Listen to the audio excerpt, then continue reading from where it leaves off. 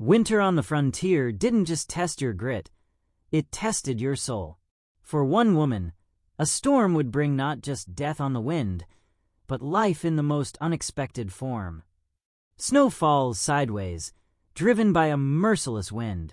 The horizon is white. Homesteads are nothing more than crooked shadows on the plains, their rooftops buckling under frost and time. The land groans in silence. No birds, no hooves, no signs of movement. Just the endless howling of the wind. Inside a one-room log cabin, lit only by flickering firelight, Eleanor Gaines, 28, slams shut a wooden shutter, fingers wrapped in worn leather gloves. She's thin, but solid. Her face tells of lost sleep and older grief.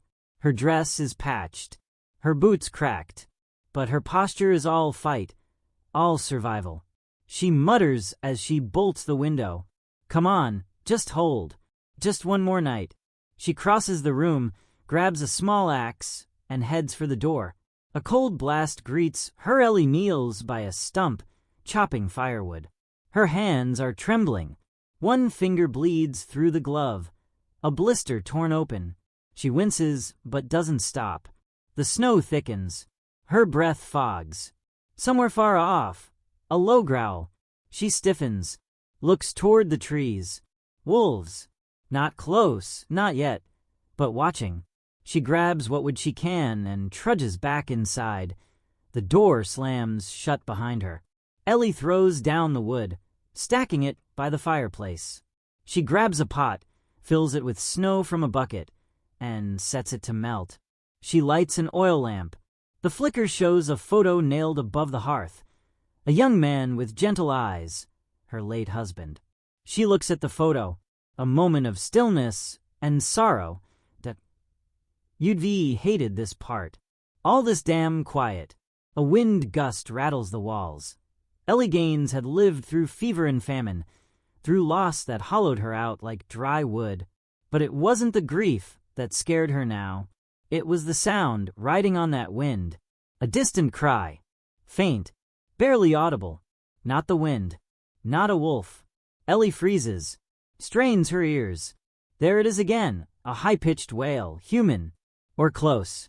She steps toward the door, hesitant. Ellie. No, you're imagining things. Another cry.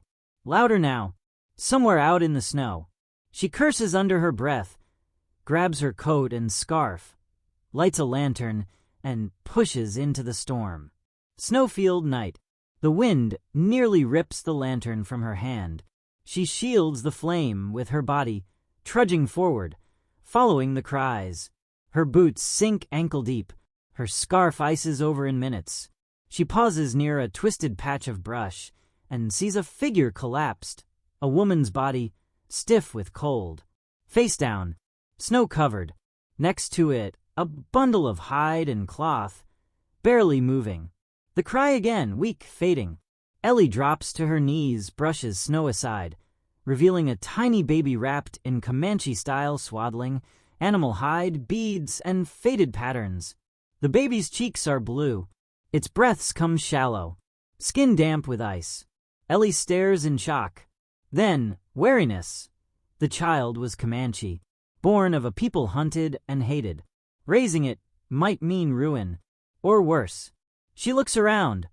No horse, no signs of other riders. Just the dead mother.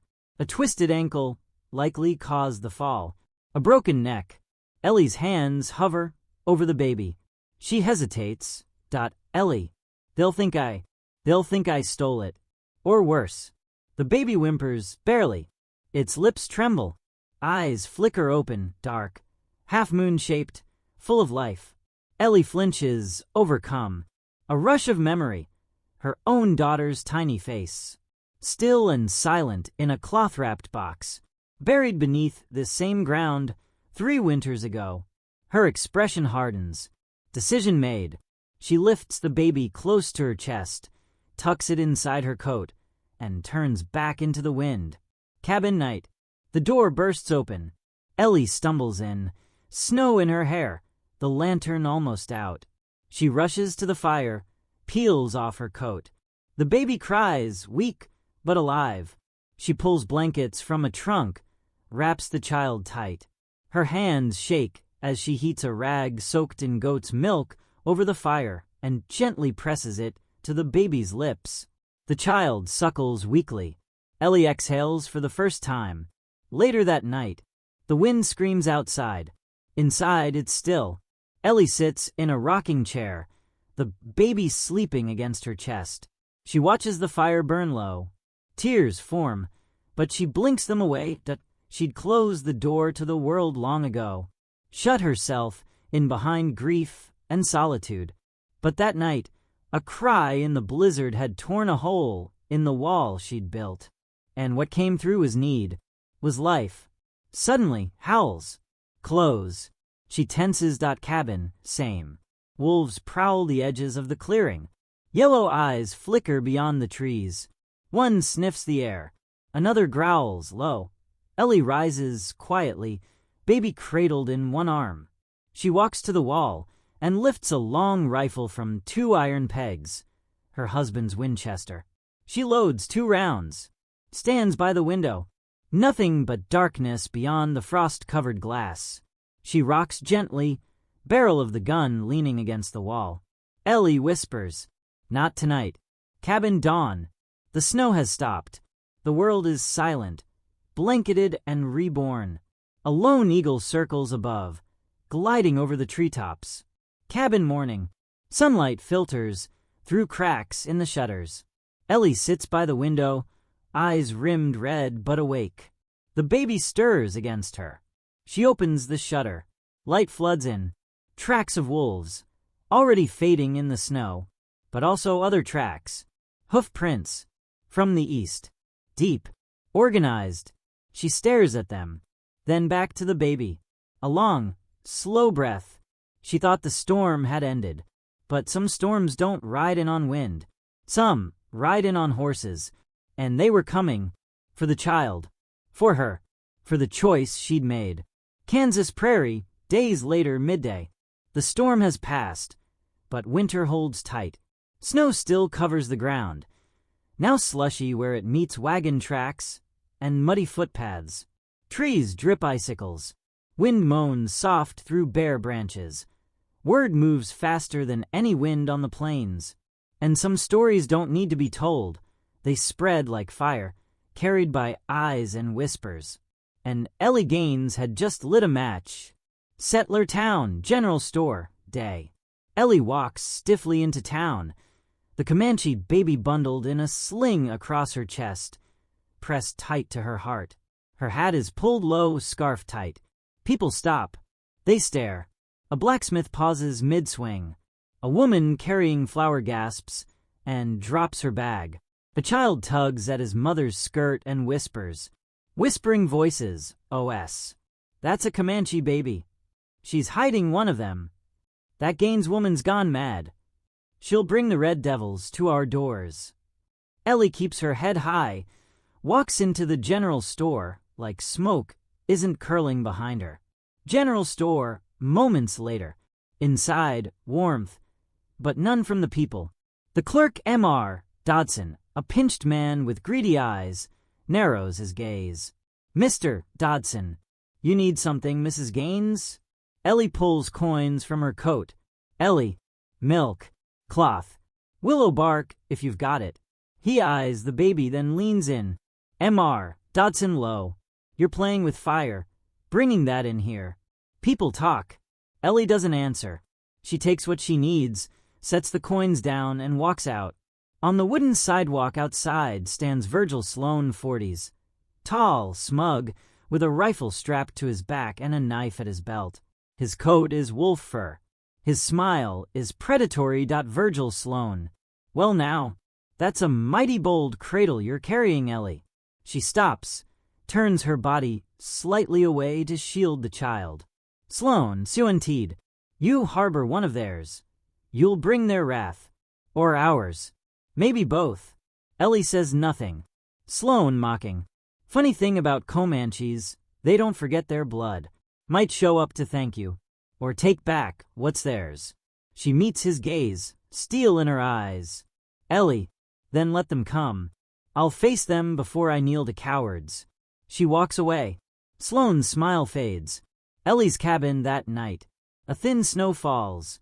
Moonlight cuts through pine boughs.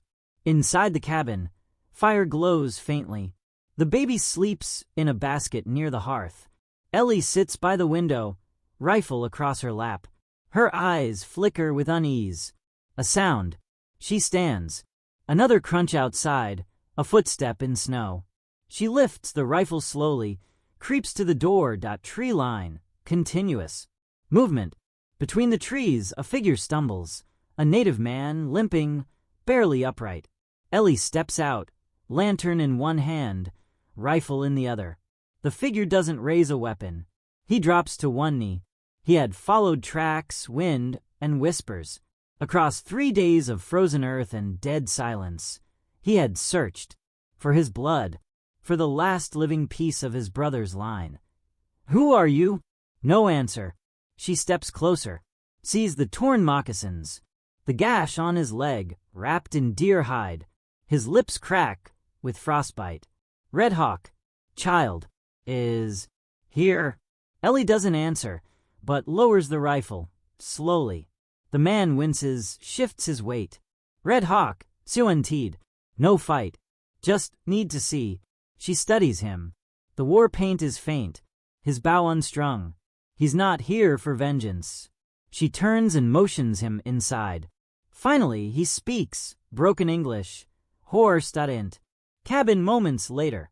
Red Hawk sits near the fire, hands outstretched, palms blistered. Ellie crouches, unwrapping his leg. Red Hawk, quietly. My brother, his wife, gone. Ambush. This child, son. Only one left. Ellie doesn't speak. She applies salve and ties a new bandage around his calf. The baby stirs, cries. Red Hawk's eyes dart to the basket. The baby looks toward him, but clings to Ellie's fingers. The scout watches silently, then nods once. Respect. Cabin. Later that night, they sit in silence, passing a tin cup of hot pine bark tea. Ellie watches Red Hawk as he hums a low tune, a lullaby perhaps, to calm the child. He glances around the cabin, sees a tiny gravestone cross through the window. Red Hawk softly, your child?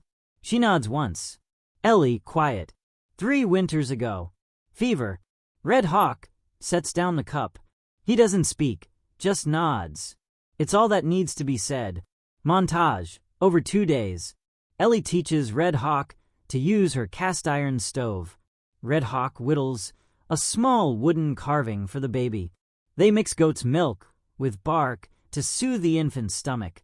They sit together at night, no words, just fire and the weight of shared solitude. Cabin evening. Red Hawk stands outside, testing his leg. Snowflakes fall gently. Ellie steps beside him. The baby coos in her arms. Red Hawk low. They come, many, for child, not to hurt, to see woman, who did not let baby die. Ellie tightens her grip on the child. Ellie uncertain. Will they believe that? He nods. Red Hawk. They will know. But others not Comanche, they watch. EXT Hilltop, same night. Virgil Sloane crouches with 2 other men, rifles aimed at Ellie's cabin from a distance. Sloane, grinning, told you she was harboring one of 'em. That's 2 redskins in her home now. We'll round a posse come morning. Burn her clean if we have to. Int. Cabin that night. Ellie paces. The baby sleeps in its basket. She glances at Red Hawk, now asleep near the door. Outside, a flicker. She rushes to the window. Her face pales. EXT Ridgeline night. Torchlight. 4, 5, maybe more. Figures moving, settlers. And beyond them, another sound. Drums. Low and distant. War cries echo faintly, carried on the wind. Ellie breathes hard. Cabin night. She grabs her husband's rifle, checks the rounds. She kneels by the basket, kisses the baby's forehead, then walks to the window. And the silence between heartbeats. She stood between 2 storms, one born of hatred, the other of history, and all she held in her hands was a child and a choice. Cabin night. Ellie steps out onto the porch. To the west, Sloane's torches. To the east, faint thunder of hooves. She stands alone, silhouetted by firelight. Behind her, the door creaks open. Red Hawk steps beside her, silent. Ellie looks at him. No words. They both stare into the distance, toward whatever comes at Ellie's cabin. Pre-dawn. A ghostly fog drapes the field. The land is still, frozen breath, silver frost. The first light of morning struggles through gray clouds. A faint thunder hums beneath the earth. They didn't come with war cries or fire. They came with silence, like spirits stepping through mist, not to burn but to witness.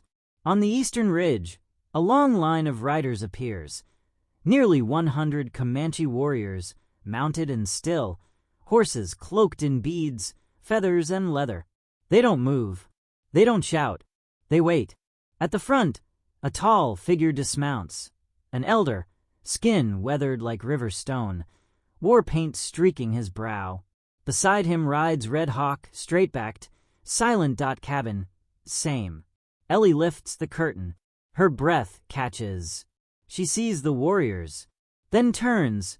Her eyes fall to the baby in the basket, still asleep, bundled in wool.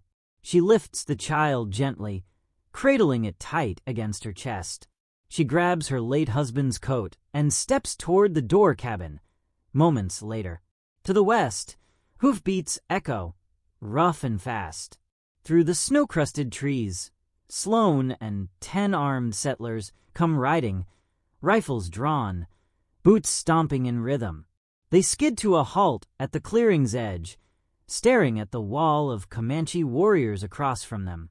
Sloane, holy hell, his voice cracks. He hadn't expected this. The settlers behind him shift nervously. Some murmur. One lowers his weapon instinctively. Sloane regains his composure, points at the cabin. Sloane shouting, Ellie Gaines, come out.